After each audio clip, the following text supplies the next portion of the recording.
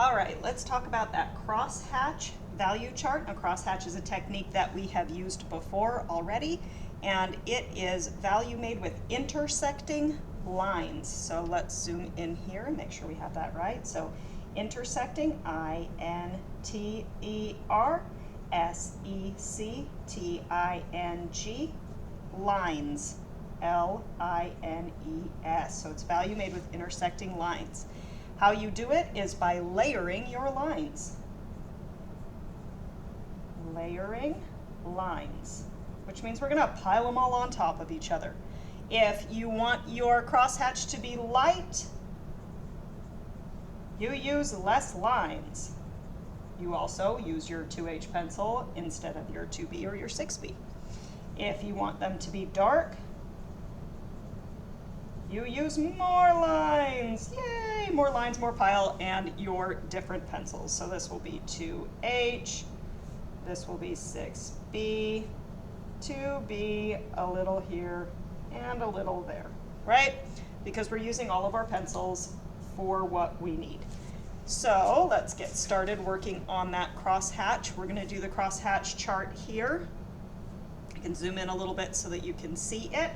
And the first thing that we need to make sure is that our pencils are pointy. Because crosshatch is made with lines, you need to make sure that you have pointy pencils so that you can have good, precise, accurate lines and they go where you want them to go. So we're going to start with the 2H over here in the lightest section and use light pressure and spread the lines out going in different directions. The paper should be visible.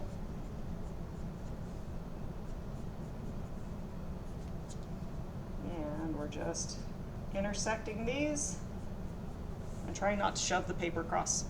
Now this is going to be a stepped value chart, so just like the one up here where each section is a different tone, so it'll be different than our blended value chart. So I'm going to go over here and do the next one. I'm going to just use 2H and I will fill in the entire sections, all of the sections of this chart using my 2H. Sometimes we make lines that are awkward, and if we do, we just draw over them. Try to make sure that your lines are straight and they're not curved like weird little curly hairs.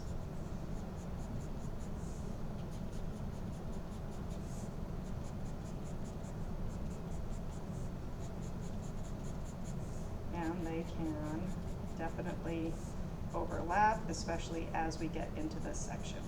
Now, I'm not trying to put lines in my modeled value or my blended value sections, but if you do overlap a little bit, it should be okay. In fact, if you're using nice light pressure, you shouldn't even be able to really tell that you overlapped at all. So now I have a nice light tone covering the entire section. Next, I'm going to switch to my 2B and start in the middle like we have before, because it's always easier to get darker than it is to get lighter. So we're just going to use the 2B to get different sections of crosshatch, piling it up in different directions to make another texture option for our drawing. Right, so we have that. Now I need these two to be different tones. They can't be the same, and they're the same right now. So I'm going to use a little bit of light 2B.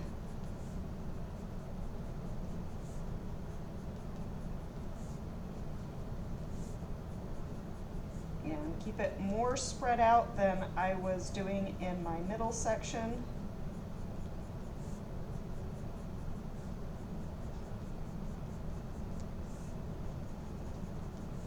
Right, so it's starting to look, this is definitely lighter now. These two are looking about the same, but we'll keep working on them. And I'm going to go through here and do the crosshatch in the last two sections.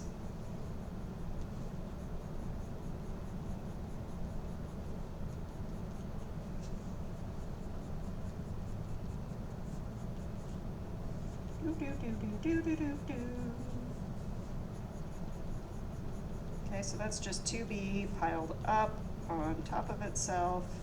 Now I'm going to go into this section here, the middle section, and try to get the 2B crosshatch to get darker here. I feel like that's a decent mid-tone. And now it's time to pick up that bad boy 6B and get over here. Especially the 6B needs to be pointy because he's so fat that he'll just make really thick lines, which can be really cool depending on what you're doing, but for what we're doing, we're just trying to practice the basic technique. So I don't want a bunch of big fat wormy lines.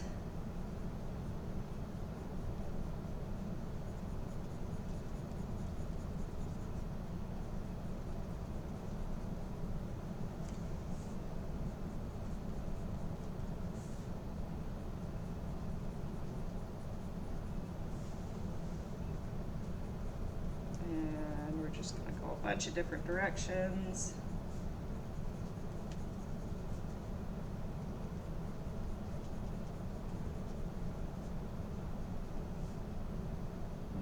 This should be about right here. I was having a hard time seeing where the end should be. I don't really want a line in between, but I couldn't see it.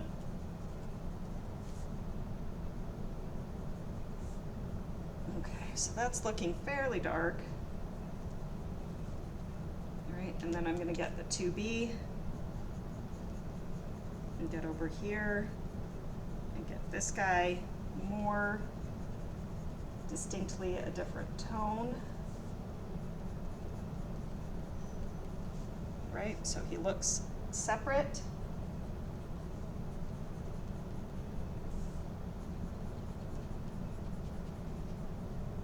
Excellent, there he goes. And they're looking separate. And then we don't blend it at all after that. But what we will do is go ahead and use those glue sticks to put him right here. So he'll go in there. Actually, I'm going to glue him to this one where I glued the other one down. Right here. Trying to make less of a mess than Miss Dorsey did. And he'll go right in there. And he's a little bit smaller than the box, so keep that in mind when you glue it together. And that's it for your tools and techniques.